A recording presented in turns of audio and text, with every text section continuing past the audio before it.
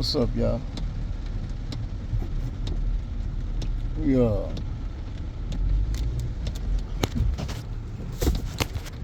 in Little Rock right now.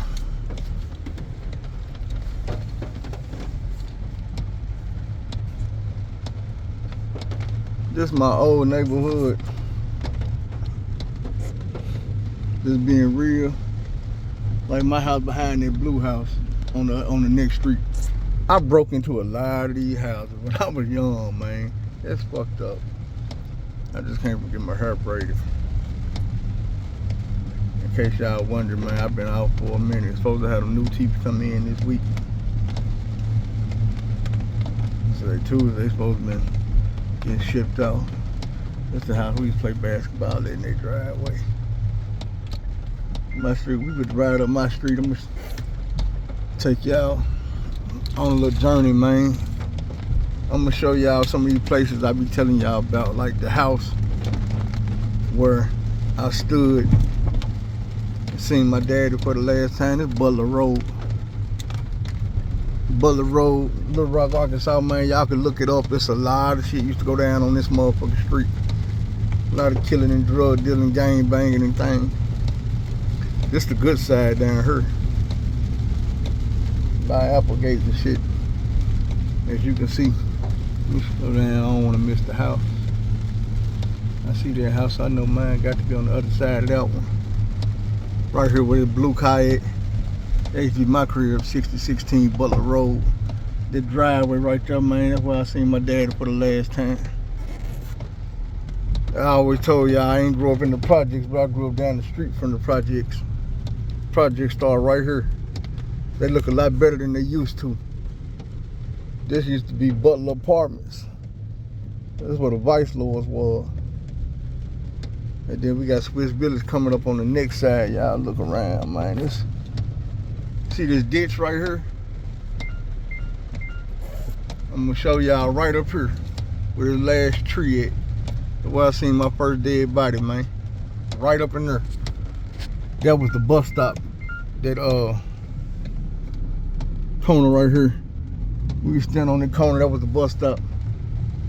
But yeah, that right there is where I seen my first dead body. These apartments right here. This where the shorty folks was.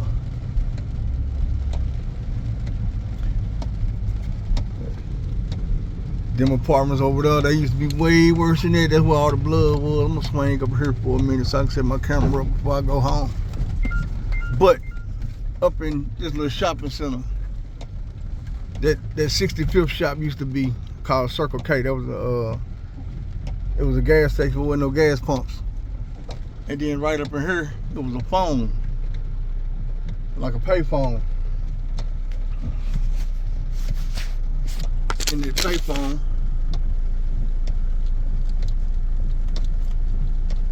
or should I say at that pay phone, is where we found my daddy.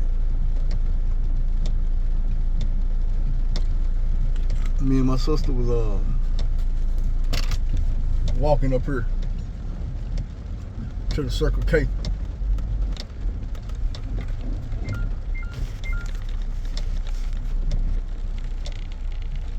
We were walking up there to the Circle K, man, getting ready to hit us a little lick. And my daddy was on the payphone. So I ain't recognize him. My sister did, Crusin. And she was telling me, she like, PJ, that's your daddy right there. And I'm like, whatever. Like, nigga, I knew I had a daddy, but I wasn't thinking about it like to the point where I'm giving a damn, oh, that's my daddy.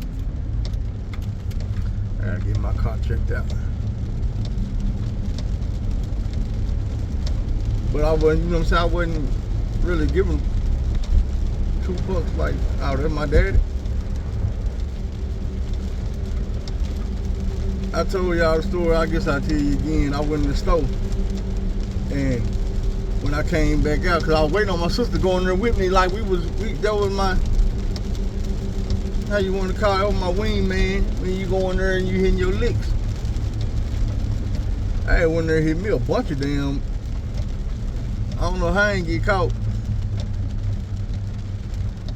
But I went and got me a bunch of shit stuffed down in my damn drawers.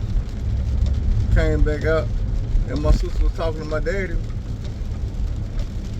He called me over like, boy, you know who I am? I was like, yo. He was like, who am I? Like, my daddy. I feel like I had passed the pop quiz on, you know what I'm saying? Like, my daddy. Nigga, you'd ask me that shit 5 minutes early, I wouldn't know who the hell you was. If my sister wouldn't have put me up on game.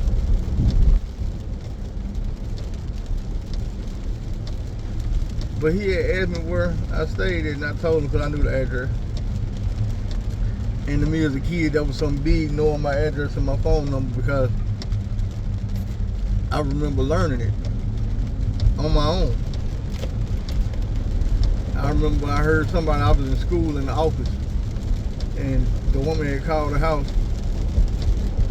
and she had called somebody else, like, not called, but told somebody else to look in the file and find my phone number. And when they found it and she called it out, I memorized it. And when I got in the call with my mama, I asked her, hey, mama, well, I told her, I'm like, mama, I know our phone number. I used to still know it. I don't know it no more. But,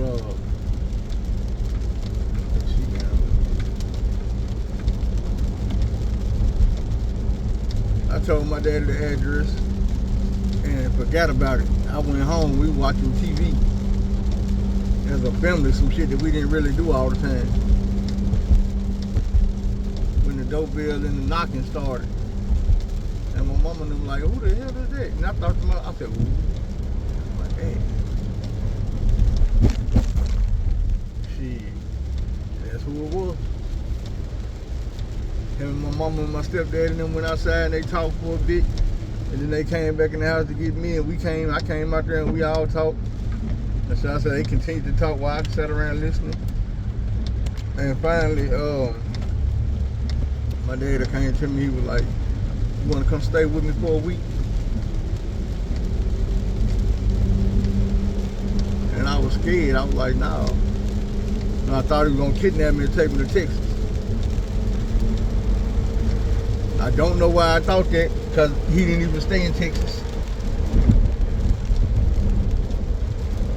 But my thought was, if I go with him, I'm never gonna see my mama again.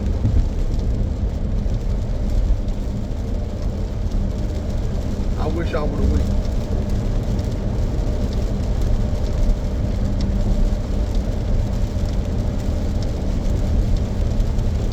If I could turn back the hands of time, it would probably be to that day, so I can make a different decision. It ain't about money or none of that. I just want to be able to spend that week with my daddy. It probably would have made me a different person. I don't know if it would have made me a better person or a worse person. And I can't undo it. Now let's get to that ditch. I showed y'all that ditch because I believe I was in 3rd grade. Might have been 2nd. When I don't remember this as vividly as I remember the 2nd dead body. Cause it wasn't like we were doing nothing, we were just at the bus stop. And we smelt it and looked over there, and it's a dead body in the laying in the ditch. But we had got ready for school that morning, got up, walked to the bus stop, and we sitting there like, we used to gang up with everybody and walk to the bus stop together. And then once we got there, we would just wait on the kids that stayed in the project to all start showing up, popping up. I would go get one of my little homies.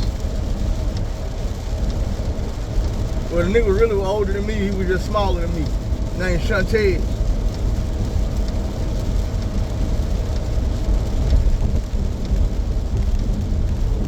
I would go get Shantae's because he stayed at the beginning of the projects before you get to the bus station, the bus stop.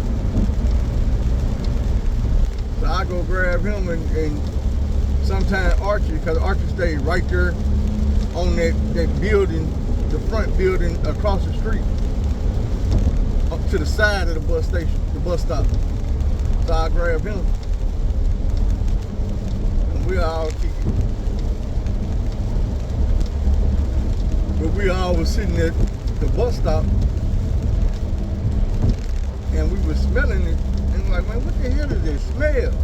You know how kids is, you done farted, this nigga done shitted on himself. But this shit wasn't like no regular shit, this shit was dead body stink.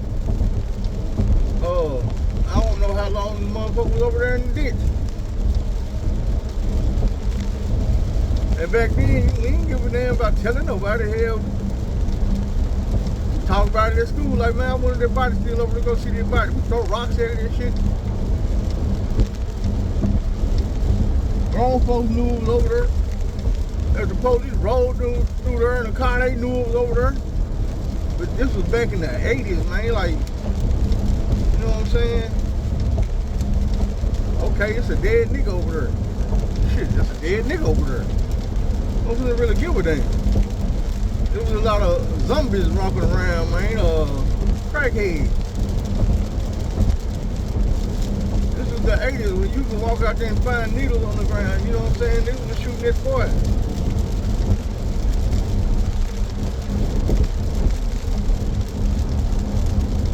I didn't really know what it all meant back then. I hate to say it was normal, but it kind of was. It shouldn't have been normal for the life that I was supposed to be living and the way I was being raised. Because like I say, it's a big difference when you go down there and you see them houses. The further you go down Butler Road, the better it gets. So you got some kids being raised down there on the other end of Butler Road, don't know nothing about them drugs. They don't know nothing about them gangs.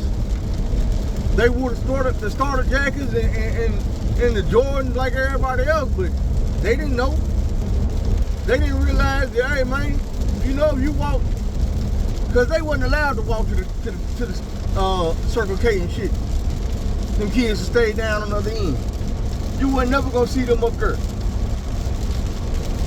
Mama picture motherfucker spit. She found out her little precious baby then walked down there to the other end of this street. This road. Down there where the killers hang and the drug dealers hang. Like, I grew up with a double life. I had friends on this side of Butler Road. There was they mamas and they daddies and their big brothers and sisters was gang banging and they were toting pistols all day and they were selling drugs and you know they were hanging out in the corner 1 o'clock in the morning. And then I had friends on the other end who was in the house when the street light came on. Not when it came on, they was already in the house when the street light came on. You know what I'm saying? They was in the sports, played basketball and baseball, and had a mama and a daddy. I had friends in Butler Road that had, up in the project, they had mama and a daddy. I remember one thing when I was young had me so confused. Like, I had my homeboy and them, they stayed in the projects. All of them had Jordans. Mama ain't had no job, daddy ain't had no job. They used to sit around and play the Nintendo all the time. They dad to play with them. And they used to cuss each other out and talk shit to each other.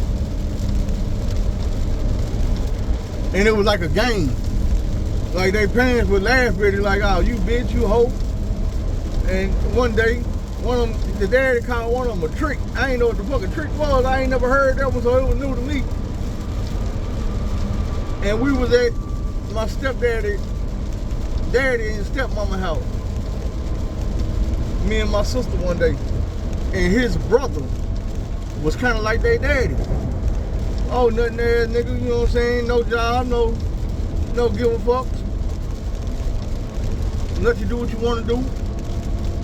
So, we, man, let me slow my ass down. This motherfucking rain out here ain't no joke. About to help me get home safely. let you do what you want to do. So one day we playing the cuss your ass out game, and he laughing. It's all funny. So I'm waiting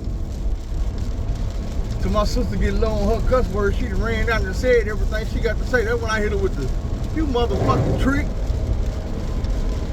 And my uncle looked and was like, "Hey man, hey, we don't talk like that now.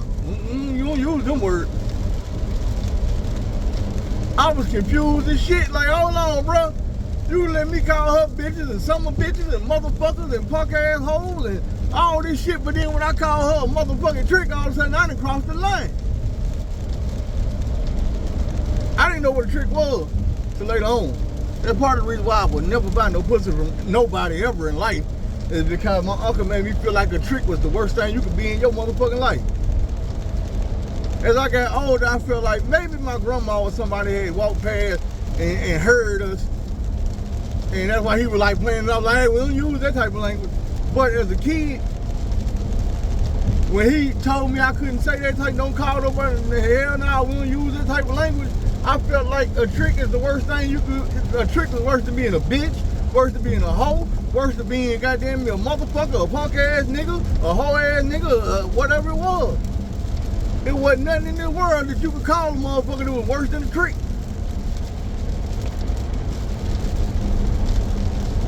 And then knowing what my daddy was and what he used to do, just put the icing on the cake, and I told myself way back then, nigga, I thought about the shit as early as today. I think I am literally scared to buy some ass. Never in my life. Not gonna happen. And I was thinking about it, I'm like, man, we done came to a day and age where it's almost basically like any female in this world you want, you can have her for the right price. That's how females act these days. And a lot of niggas go for that shit. I'm not going, never. I will wait all my life. I hope it don't come to that, to find me a good woman, but I ain't fucked up about no hoes, man. Oh shit. Slow my roll. Get your ass on by me, big truck, cause I ain't hitting this accelerator. Trying to drive to make it home alive. Get over here and get out the driveway.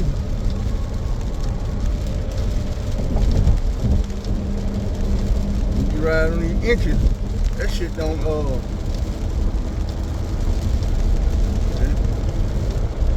oh shit.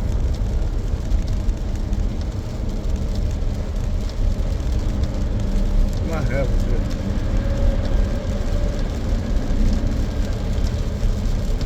So this car's starting to do what the fuck it wanna do. I ain't gonna play with it. Drive slowly to get my ass to the house. Y'all riding with me, come on. So just assume that if you ever see this video, I made it.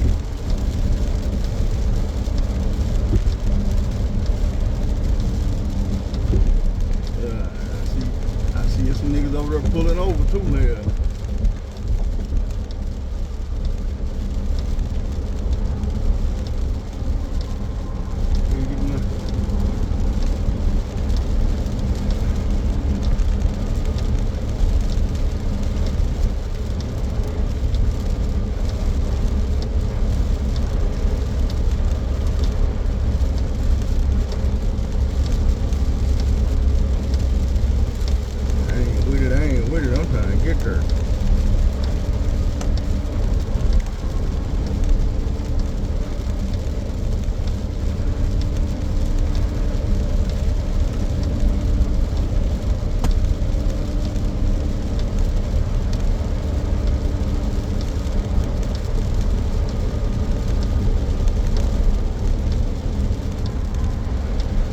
Oh shit. Some traffic look like it and stopped up here.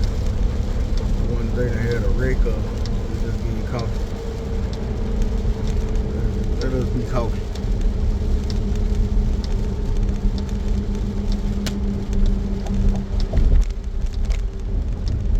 Y'all, I can't wait till I get this grill. These motherfucking perilous. Even though it's gonna be some temporary shit, I'm thinking I'm gonna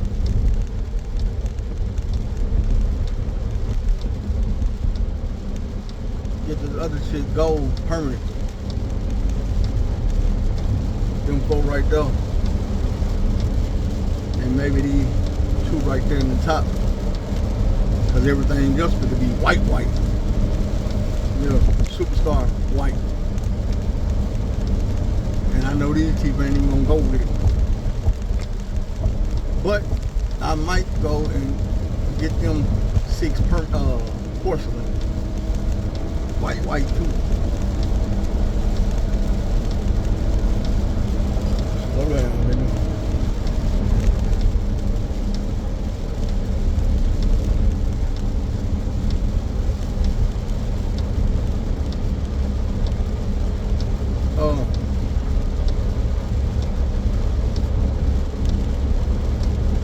I was just thinking this morning when I was heading over to the hair braider.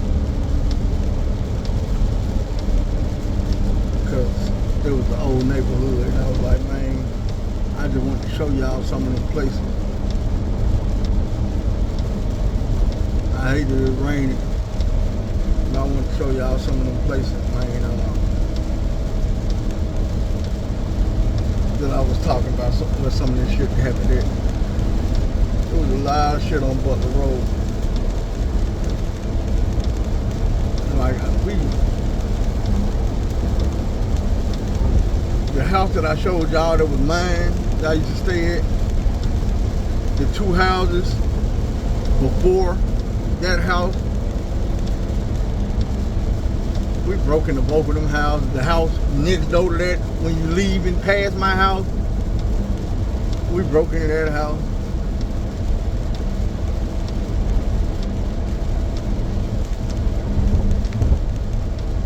One thing about it, we ain't never breaking no house in the projects. I remember back then, people used to have this sign on their door, on their front door, in the apartments. A little square sign or a sticker that had a picture of a hand with a revolver. And he used to always say, fuck the dog, beware of the owner. To let you know, you trying to come up here, nigga, I'm gonna do something.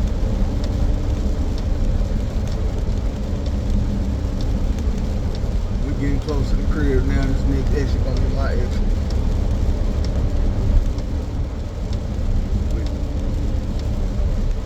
Like my mama used to say, most wrecks happen less than a mile from the destination.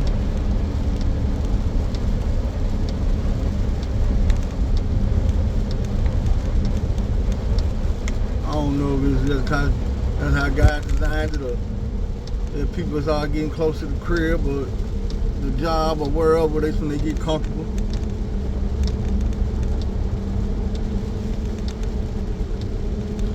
But I done had more than one accident where I was less than a mile from where I was going.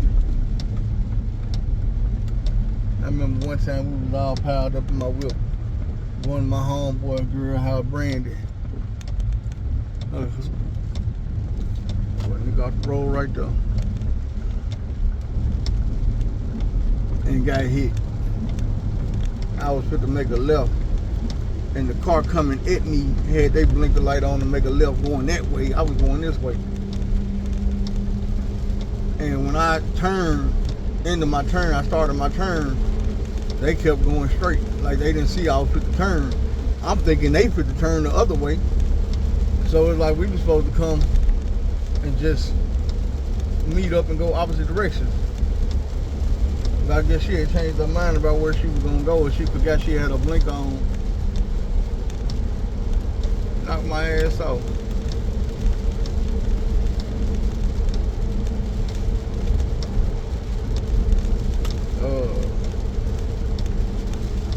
I just forgot that quick what my second accident was. Close off. When I had my drop top BMW when I had found out that Megan went to the hospital and they had to take the baby because it was in a fallopian tube. I tried to clear my head and go to work, and ended up getting ran over by this old lady whose husband was messed up in the hospital. They had messed him up even worse. He's supposed to have an outpatient back surgery, and he walked in the hospital and never walked back out. It had been 4 months. So I was going to work to clear my head, and she was going home trying to ease her mind. She ended up running my ass over.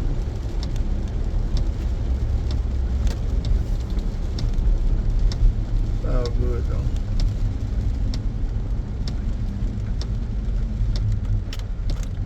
Anyway, y'all, we almost at the house. I'm not sure when, man. I've been going through my depression mode, and I know y'all helped lift me up out of there, but I've been waiting at the same time to get my new teeth because I know it's so close. I'm still hoping and praying, damn. Waiting on the job. I got one job that I'm supposed to be going to go do a test drive and a ride along Thursday.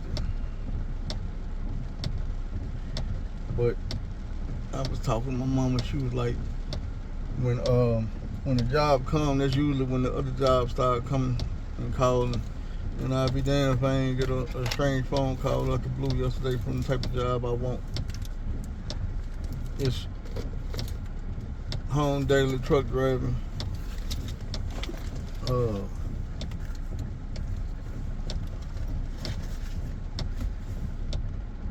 Tanker and hazmat. They was like, you gonna have time to get your tanker and your hazmat. I told them, shit, I got my tanker right now. It just ain't on my license because I ain't needed it. But I get my hazmat.